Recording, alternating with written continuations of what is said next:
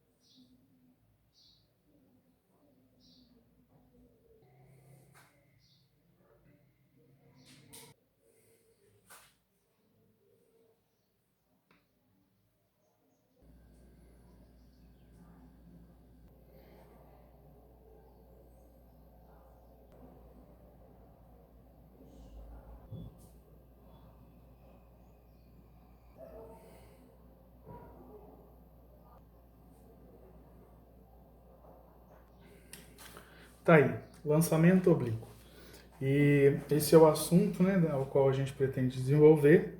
E eu simbolizei aqui já utilizando de um diagrama associado ao plano cartesiano, o eixo aqui de abscissa, o eixo de ordenada, e posicionamentos diversos de uma só partícula que venha a obedecer essa trajetória parabólica, o que caracteriza o lançamento oblíquo. Então, no exemplo há pouco visto, sobre o jato d'água, temos partículas de água sendo lançadas no ar e obedecendo uma trajetória quase que parabólica. Nesse sentido, então, fazemos a avaliação matemática desse comportamento, ao ponto de que o corpo aqui ao qual desenvolve a tal trajetória está submetido apenas à força da gravidade e desconsiderando aí efeitos de força de resistência do ar. Então, alguns elementos técnicos são importantes que a gente possa mencionar. Vamos lá.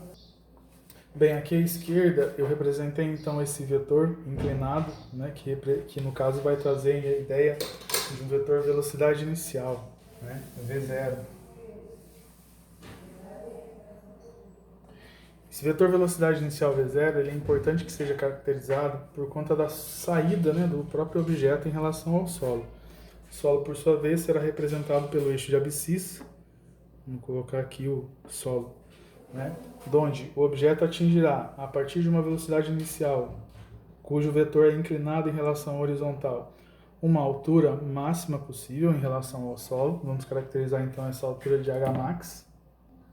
Então, nessa cota pela vertical, observamos a referência à altura máxima atingida pela partícula em relação ao solo, e mais também a questão da análise e avaliação da distância desse ponto aqui até essa região, né? Então, enquanto o objeto faz a sua trajetória parabólica por conta do lançamento oblíquo, ao mesmo tempo em que ele se desloca para a direita aqui pela horizontal, ele faz um deslocamento pela vertical de sobe e desce, se fizéssemos uma análise aqui pela frente, né? Então, uma combinação de dois movimentos. O movimento que ocorre de subida e descida pela vertical e o movimento que ocorre apenas para a direita aqui, pela análise da horizontal. Então, caracterizando o alcance Então, o alcance x que caracterizaremos dessa forma aqui no mesmo exercício. Então, de diagnósticos técnicos e avaliação sobre a visão do efeito, temos essa proposta, né? Um pouco até em excesso de informações, mas se percebermos, a análise é muito simples, né? Um ponto vermelhinho aqui, ele vai representar um corpo cuja massa não é o elemento mais importante. Sob a ação da gravidade, ele vai desenvolver essa trajetória parabólica em relação ao solo e retornar ao mesmo, né? O objeto de estudo principal do lançamento oblíquo é avaliar os elementos associados ao movimento nesse tipo de trajetória que caracteriza o lançamento oblíquo.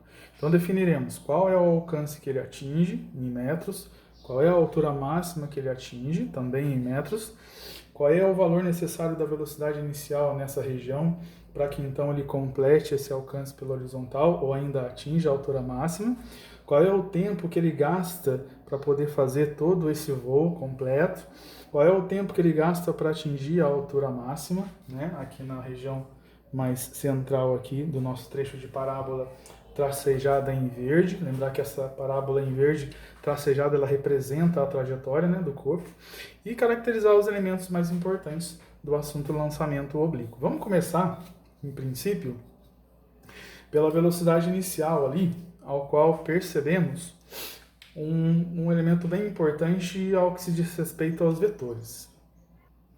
Para nós que desenvolvemos bem o conceito vetores, né, percebemos que esse vetor velocidade que aparece aqui nessa região, ele possui de verdade duas componentes de velocidade também na horizontal e vertical.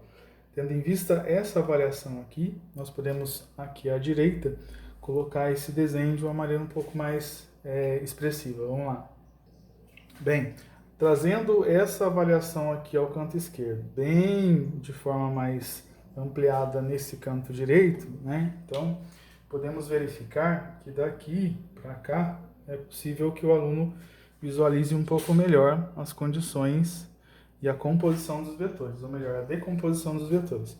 Também é interessante falar a questão da formação angular alfa, né, que aparece muito bem aqui também, né, nessa decomposição de vetores alfa.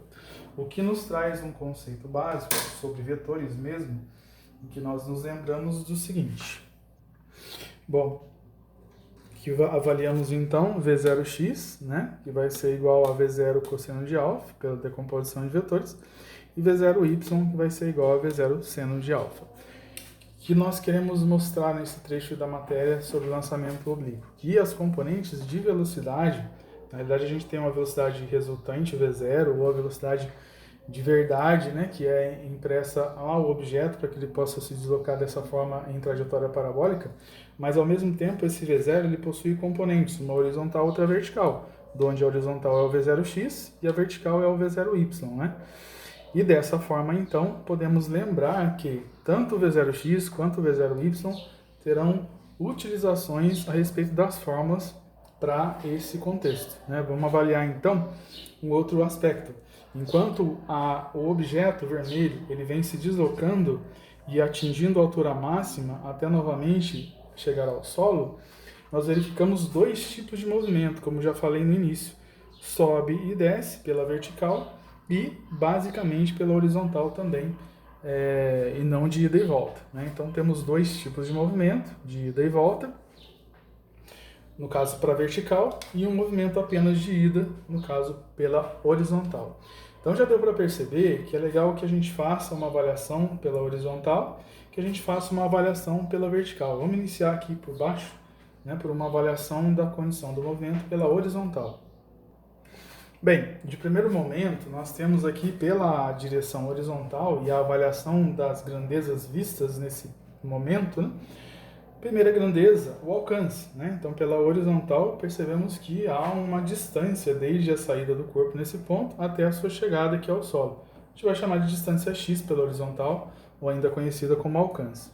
Além disso também, há uma grandeza que atua também na direção horizontal, apenas esse vetorzinho pequenininho aqui, e que por sua vez está melhor visualizado nesse desenho, o V0x, né, que ocorre também na horizontal. Então, dois elementos práticos, né, relacionados à direção horizontal que são verificados.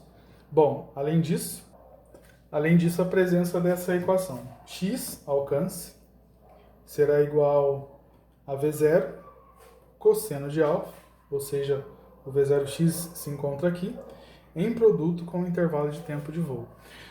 Nós verificamos que essa primeira expressão, ela usa o produto entre velocidade apenas e tempo, né? E nós sabemos que do conceito de movimento uniforme, o cálculo da distância é feito dessa forma, né? Então, podemos afirmar que na horizontal ocorre nada mais que um movimento uniforme, em se tratando da avaliação do movimento para a direita dessa partícula, apenas como se a gente estivesse observando a sombra dele aqui no chão.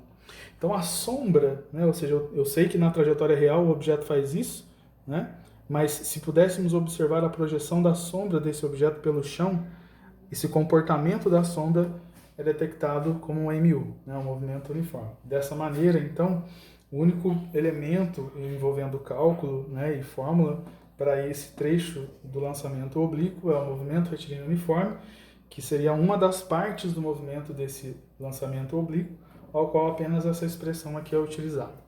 Então, leva-se em conta o ângulo, né, de inclinação para o lançamento, a velocidade de impressão de saída para esse objeto, o intervalo de tempo em que ele esteve aqui, até chegar aqui, que a gente chama de intervalo de tempo de voo, lembrando que aqui não há a ação da resistência do ar, ela é desprezada de tão fraca que é, né? Ou seja, praticamente situações no vácuo, e o x, que é a distância ao alcance a ser calculado, que aparece aqui em preto no desenho, aqui está em vermelho na nossa fórmula, e aqui novamente em preto, representando o elemento aqui.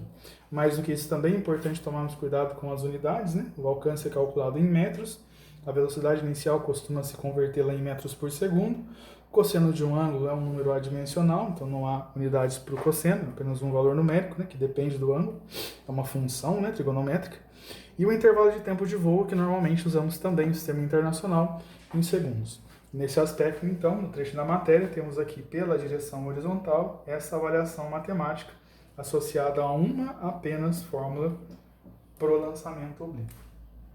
Lembrar que a fórmula original, aquela que traz o conceito base, né, para poder caminhar com a matéria, vem a ser essas duas equaçõezinhas que estão aqui no balãozinho laranja. Agora vamos falar a respeito da direção vertical, o que acontece com ela. Bem, a outra percepção em relação à direção vertical. Podemos informar então a altura máxima